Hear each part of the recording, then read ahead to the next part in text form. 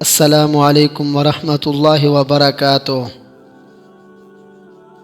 رسول اللہ صلی اللہ علیہ وآلہ وسلم نے ارشاد فرمایا، قسم ہے اس ذات کی جس کے ہاتھ میں میری جان ہے، تم جنت میں داخل نہیں ہو سکتے جب تک کہ تم صحیح معنوں میں مومن نہ بن جاؤ، اور تم مومن نہیں ہو سکتے جب تک کہ تم آپس میں ایک دوسرے سے سچی محبت نہ کرنے لگو۔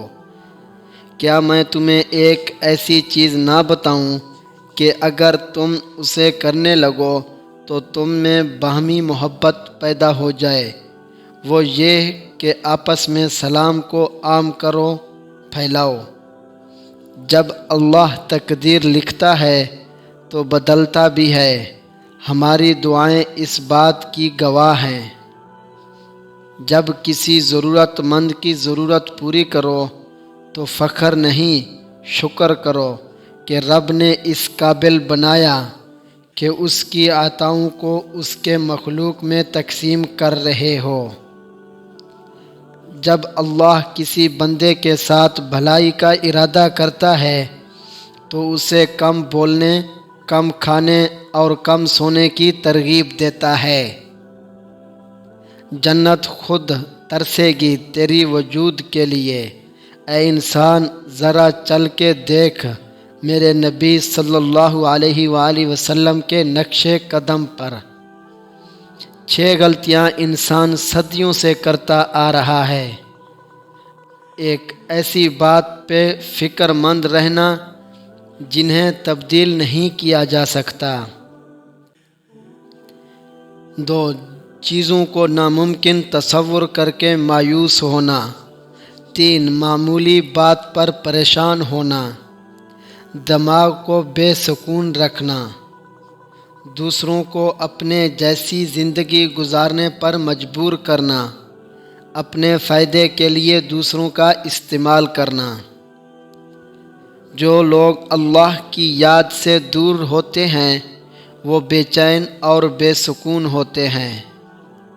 بے شک تمہیں تمہارے جیسا ہی ہمسفر ملے گا۔ تقدیر کے لکھے پر کبھی شکوہ نہ کرنا، اے انسان تو اتنا عقل مند نہیں کہ رب کی راز سمجھ سکے۔ ہمیشہ دعا مانگتے رہا کرو، کیونکہ ممکن اور ناممکن تو بس انسان کی سوچ ہے، اللہ کے لیے تو کچھ بھی ناممکن نہیں۔